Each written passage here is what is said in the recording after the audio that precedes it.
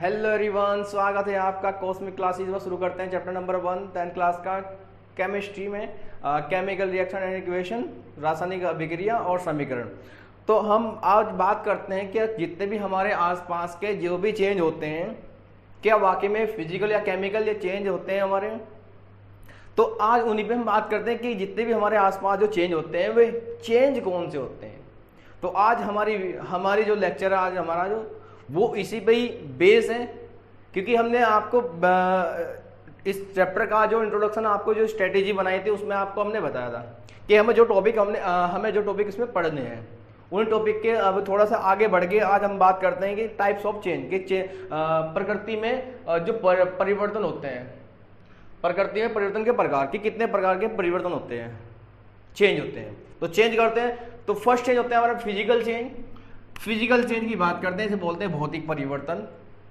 किसे बोलते हैं भौतिक परिवर्तन? और जब दो परमाणु, अगर बात करते हैं किसी भी पदार्थ के परमाणु, एग्जाम्पल में सपोज कर सकते हो आप वाटर, जल।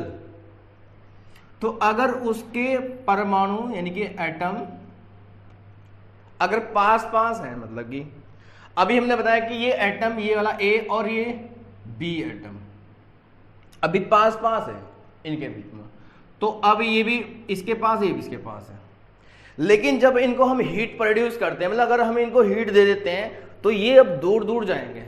तो अब ये वाला आइटम यहां से ना होगा, कहां पे चले जाएगा? यहां पे। तो अब इसमें जब हमने क्या दी? हीट दी, यानी कि जब हम इसे गर्म करते हैं पानी को, तो इनके जो परमाणु वे दूर जाएंगे।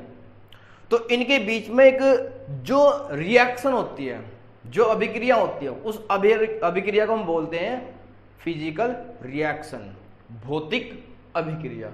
और जो भौतिक अभिक्रिया जहां पे होगी उसी को हम बोलते हैं फिजिकल चेंज, उसी को हम फिजिकल चेंज बोलते हैं। तो हमारा ये कि जहां पे भी कोई भी दो एटम जब हम इनको हीट प्रोड्यूस करेंगे, हीट को देना शुरू कर देंगे, तो उनके एटम दूर जाएंगे। तो एक अगर जब ज्यादा हीट प्रोड्यूस कर दोगे, ज्यादा हीट दे जाओगे आप, तो वेपर बन जाएगी, वाष्प बन जाएगी, और वाष्प बनते ही गैस बन जाएंगे, गैस के रूप में बाहर जाएंगे ऊपर। तो उनके बीच में होती है कौन सी? फिजिकल रिएक्शन, भौतिक अभिक्रिया। उसी भौतिक अभिक्रिया के कारण होता है यहाँ पे कौन सा चेंज? फिजिकल चेंज, उसी को फिजिकल चेंज बोलते हैं। तो अगर बात करें फिजिकल चेंज की, जितने भी चेंज होते हैं, मानने के लिए जैसे हमने वाटर से, जल से अगर हम बर्फ बनाते हैं, तो वो हमारे उनके एटम पास आएंगे, फिर एटम जो हमारे बहुत ही डेंस हो जाएंगे, पास आएंगे। और जब पास आएंगे तो यहाँ तब भी इनके बीच में कौन सी रिएक्शन होगी? Physical reaction. और इसी को बोलते हैं यहाँ पे कौन सा चेंज हो जाए? फिजिकल चेंज, उसी को फिजिकल चेंज बोलते हैं। तो अब बात करते हैं नेक्स्ट टॉपिक्स में, केमिकल चेंज। केमिकल चेंज किसे बोलते हैं? जब दो एटम ये ए और ये बी, इनके बीच में इलेक्ट्रॉन को लेकर कोई हरकतें होगी। हरकतें मतलब या तो ये इलेक्ट्रॉन की, ये वाला एटम ए एटम, या तो ये एटम बी को डोनेट कर देगा, इलेक्ट्रॉन दान कर देगा, या ये बोलता है कि बी मैं एक इलेक्ट्रॉन तुम्हें दान कर दूंगा। तो जब भी इलेक्ट्रॉन को लेकर कुछ हरकतें होगी, तो तब उसके यहाँ पे जो रिएक्शन होती है उसे बोलते हैं केमिकल रिएक्शन। और यहाँ पे तभी होता है यहाँ पे फिजिकल चेंज, तभी यहाँ पे क्या होगा? Chemical change. तो उसी को हम बोलते हैं केमिकल चेंज। तो आपको ये समझना है इसमें कि जब भी इलेक्ट्रॉन को लेकर कुछ हरकतें होगी तो वहां पे होगी केमिकल रिएक्शन, उसी को बोलते हैं केमिकल चेंज। तो अगर ये बोलता है कि भाई ना तो मैं इलेक्ट्रॉन दूंगा, ना ही मैं दे सकता इलेक्ट्रॉन, तो फिर तब क्या होगा? तब बोलते हैं कि चलो जब तुम नहीं दोगे तो मैं भी इलेक्ट्रॉन नहीं दूंगा, तो चलो आपस में जो मानडोली करते हैं। मानडोली मतलब कॉम्प्रोमाइज। तो इलेक्ट्रॉन को लेकर ये कॉम्प्रोमाइज करेंगे, ये भी अपना एक इलेक्ट्रॉन आगे बढ़ाएगा, ये भी इलेक्ट्रॉन आगे बढ़ाएगा अपना, मतलब ऐसा कॉम्प्रोमाइज रही। जैसे मिल बांट के खाना खाते हैं ना, लंच बॉक्स लेके आए जैसे स्कूल में तुम, और जो उस लंच बॉक्स को तुमने जो तुम्हारे फ्रेंड ने भी खाया, तुमने भी खाया, तो वो हो गया वहां पे शेयरिंग। तो शेयरिंग पर निर्भर करेंगे, फिर शेयरिंग कराएंगे, तो इलेक्ट्रॉन को लेके यहाँ पे हरकत होगी। तो जब भी इलेक्ट्रॉन को लेके कुछ हरकतें होगी तो उसी बोलते हैं क्या? यहाँ पे केमिकल रिएक्शन यानी केमिकल चेंज, इसी को केमिकल चेंज बोलते हैं। यानी कि रासायनिक अभिक्रिया होगी, और रासायनिक अभिक्रिया को बोलते हैं क्या? रासायनिक परिवर्तन, उसी को रासायनिक परिवर्तन बोलते हैं। क्लियर थी बात? नेक्स्ट बात करते हैं इसमें, अगर इसको आप एक एग्जांपल से आप समझ सकते हो, एक स्टोरी मैं आपको बता रहा हूँ, स्टोरी को आप जरा ध्यान से समझना। क्या है, दोनों को लेके, फिजिकल और केमिकल चेंज को लेके। फिजिकल केमिकल चेंज को लेके जो हम आपको एक स्टोरी बता रहे हैं, उसको जरा आपको बड़ा ध्यान से समझना है। आप सपोज कर लो कि हम आपके स्कूल में एज न्यू टीचर केमिस्ट्री है, एक केमिस्ट्री के टीचर बन के मैं आया हूँ आपके स्कूल में, और मैंने आपको पढ़ाना शुरू कर दिया। आपकी पहली क्लास ली, और पहली क्लास जैसे मैंने आपकी ली तो आपको मेरा पढ़ाया, आपको बिल्कुल अच्छे से समझ में आया, बहुत बेहतरीन तरीके से, और आपने उसको बहुत अच्छे तरीके से समझा, एकदम मस्त तरीके से। और अगले दिन क्या हुआ, अगले दिन मैं क्लास में आया, मेरा ट्रांसफर हो गया। ट्रांसफर मतलब दूसरी क्लास में मेरा ट्रांसफर कर दिया। प्रिंसिपल ने बोल दिया कि आपको जो नेक्स्ट क्लास लेनी है, तो जैसे ही प्रिंसिपल ने बताया कि आपको जो अब ये क्लास आपको अटेम्प्ट नहीं करनी, आपको जो दूसरी क्लास के लिए आपको वहाँ पे भेज देगा, आपको वहाँ पे जाना है, वहाँ पे पढ़ाना है आपको। तो अब क्या हुआ, आपके और मेरे बीच में एक क्या हुआ, एक फिजिकल हुआ, फिजिकल रिएक्शन हुई। मतलब फिजिकल रिएक्शन मतलब क्या, आप थोड़ा, आपका मतलब जो मैंने पढ़ाया और आपने जो पढ़ा वो वहाँ तक सीमित हो गया। सीमित होने का मतलब क्या है कि अब जो कोर्स मैं कराऊंगा वो कोर्स नए टीचर पढ़ाएंगे, तो कोई आपको कोई इतना इफेक्ट नहीं पड़ेगा, थोड़ा बहुत इफेक्ट पड़ेगा आपको। तो वहां पे क्या, फिजिकल अटैच है थोड़ा, तो आपको कोई इतना इफेक्ट नहीं पड़ेगा, क्योंकि जो कोर्स मैं कराऊंगा वही आपके न्यू टीचर कराएंगे, जो नए टीचर आपके यहाँ पे आएंगे। तो अब ये तो हमारी होगी फर्स्ट केस, कोई यहाँ पे कोई इतना इफेक्ट नहीं पड़ा, किसी बच्चे पे कोई इफेक्ट नहीं पड़ा, क्योंकि कारण क्या कि भाई जो कोर्स मैं कराऊंगा वही तुम्हारे दूसरे टीचर आके कराएंगे, तुम पे कोई इतना इफेक्ट नहीं पड़ा। तुम दो चार कहा कि चलो सर आज की क्लास बढ़िया पढ़ाई सर, कोई बात नहीं, कि चलो ये पढ़ा रहे, ये भी सही पढ़ा रहे हैं सर, तो कोई आपको इतना कोई लगाव नहीं है, मतलब इतना कोई वो नहीं हुआ, आपकी इतनी बॉन्डिंग नहीं बन पाई मेरे साथ और आपकी मेरे साथ, कोई बॉन्डिंग नहीं बन पाई। चलो अब केस नंबर 2। केस नंबर 2 में इस बार जो मैं क्लास लेने के लिए आया, जैसे मैंने आपकी क्लास ली तो क्लास खत्म होने के बाद, पूरी समाप्त होने के बाद मेरा जो पर्स है वो मैं घर पे भूल गया, अपने पर्स को। और मैंने कहा कि किसी स्टूडेंट को बना कि स्टूडेंट मुझे जो है घर जाने के लिए 500 रुपये दे दो आप मुझे। तो मैं एक पर्टिकुलर स्टूडेंट को कहा कि मुझे जो आपसे 500 रुपये की ज़रूरत है, मुझे आप 500 रुपये दे दो पहले। मैं कहा चल ठीक है सर, मैं आपको 500 रुपये देता हूँ, कोई बात। तो अब उसके बाद क्या, अब जैसे ही 500 रुपये मुझे दे दिए तो 500 रुपये लेकर मैं जो 2-4 दिन के बाद गोल आया ही नहीं। तब क्या हुआ, 2-4 दिन अब स्टूडेंट ने वेट किया कि सर आएंगे सर आएंगे, भाई साहब मैं तो गोल हूं, मैं तो आया ही नहीं। तब क्या हुआ, अब उसके बाद वहां पे आए नए टीचर।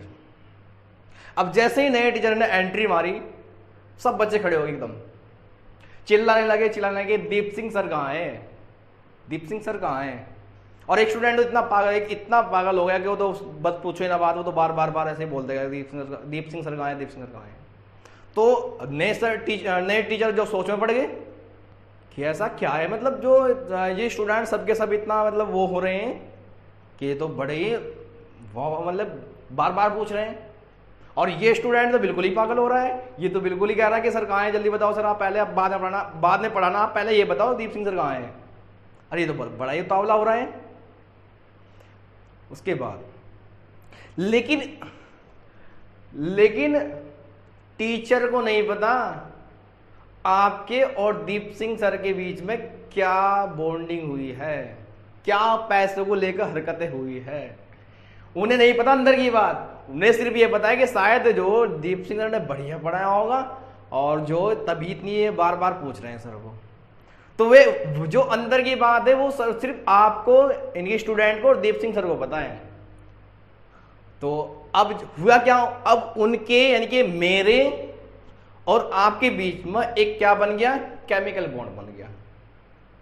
मेरी तरफ से तो बनेगा आपका केमिकल बॉन्ड, क्योंकि अब तुम मुझे ढूंढना शुरू कर दोगे कि दीप सिंह सर कहाँ गए, 500 रुपये मेरे ले गए। तो इसका मतलब यहाँ पे होगी, यहाँ पे क्या हुआ, केमिकल चेंज, क्योंकि अब आपके और मेरे बीच में एक केमिकल बॉन्ड बनता है। मेरे ना आने से आपको फर्क पड़ता है, क्यों, क्योंकि आपके 500 रुपये मेरे पास है, तो इसलिए अगर मैं नहीं आऊंगा तो आपको फर्क पड़ेगा। तो ऐसे ही आपको यहां समझना है कि अगर कोई भी यहाँ पे एक एटम दूसरे एटम को एक इलेक्ट्रॉन डोनेट करता है, दान करता है, तो इनके बीच में एक बनता है बॉन्ड। और कौन सा बॉन्ड बनता है? Chemical bond. उसी को बोलते हैं यहाँ पे केमिकल रिएक्शन हुई है, रासायनिक अभिक्रिया हुई है, और उसी रासायनिक अभिक्रिया को बोलते हैं क्या? रासायनिक परिवर्तन, केमिकल चेंज बोलते हैं। तो यहाँ पे होता है केमिकल चेंज। तो जितने भी समझ में आई आपको स्टोरी है, तो जितने भी ये एग्जाम्पल अगर बात करते हैं स्पेशली केमिकल फिजिकल चेंज की, जिन चीज़ों को हम वापस ला सकते हैं एक प्रकार से वे हमारे होते हैं भौतिक चेंज, रासायनिक बोलते हैं फिजिकल चेंज, और जिनको हम बनाए एक बार उसे वापस नहीं ला सकते उसे बोलते हैं रासायनिक परिवर्तन, इनकी केमिकल चेंज। जैसे मानने के लिए अगर बात करते हैं कि पानी का हमने बर्फ बनाया, बर्फ से हमने पानी बनाया, वो क्या है हमारे पास? Physical change. लेकिन अगर बात करते हैं किसी भी चीज की, जैसे हमने खाना खाया, अब खाने का हम वापस तो ला नहीं सकते, तो ये भी हमारे पास क्या है? ये भी केमिकल चेंज है। जैसे मोमबत्ती का जलना, मोमबत्ती की बत्ती का जलना, ना कि वैक्स का पिघलना, क्योंकि वैक्स जो पिघला उसका आप दोबारा से कैंडल बना लोगे, मोमबत्ती बना लोगे, लेकिन बत्ती की दोबारा वापस नहीं लाते आप बत्ती को। तो बत्ती का जलना वो भी क्या है? एक केमिकल चेंज है, यानी कि रासायनिक अभिक्रिया है। वहां पे रासायनिक अभिक्रिया हो रही है, उसी को बोलते हैं रासायनिक चेंज हो रहा है यहाँ पे। और भी कई सारे एग्जाम्पल हैं, ये सभी एग्जाम्पल हमारे होते हैं क्या में? केमिकल चेंज में होते हैं। तो बहुत सारे आपके आसपास जितने भी चेंज होंगे सब केमिकल चेंज होते हैं, अधिकांश ज्यादातर तुम्हें जो केमिकल चेंज ही मिलेंगे। Getting my point? तो अब नेक्स्ट बात करते हैं रेडियो एक्टिव चेंज। क्या होता है रेडियो एक्टिव चेंज?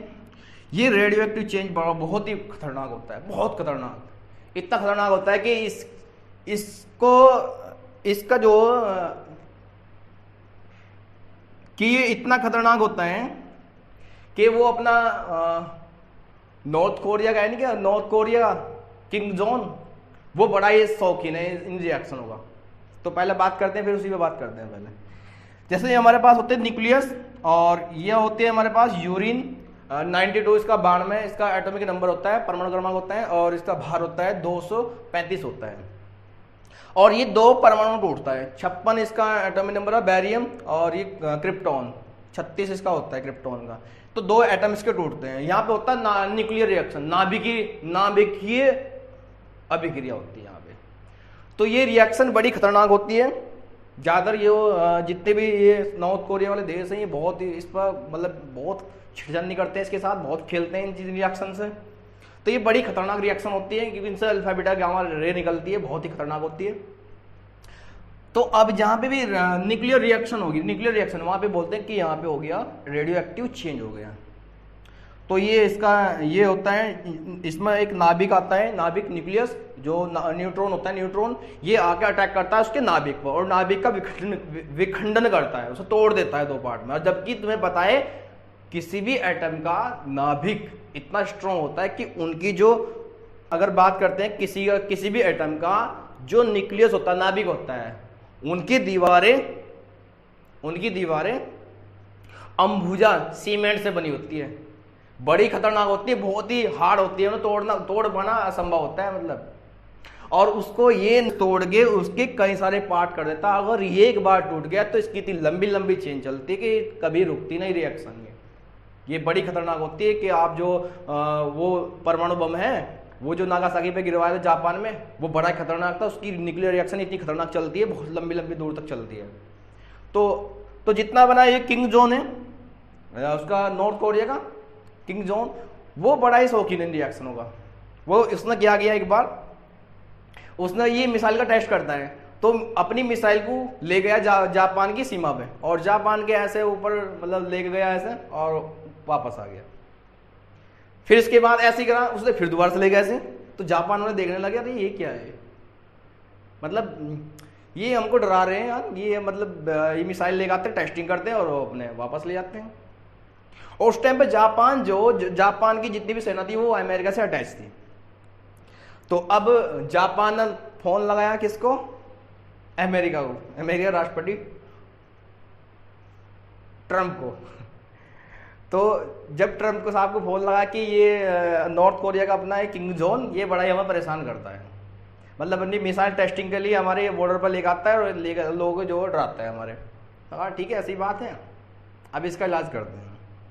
ट्रंप ने फोन लगाया किंग जॉन को कि ये भैया क्या है, आप जो मतलब ये जापान के लोगों को आप डरा रहे हो, ये अपना मिसाइल ले आते हो और आप जो उसके ऊपर ले आओगे लोगों को डराते हो, ये क्या है। बोलते हैं ठीक है भाई साहब, अब इस बार नहीं होगा ऐसे। ठीक है समझ गया हमें।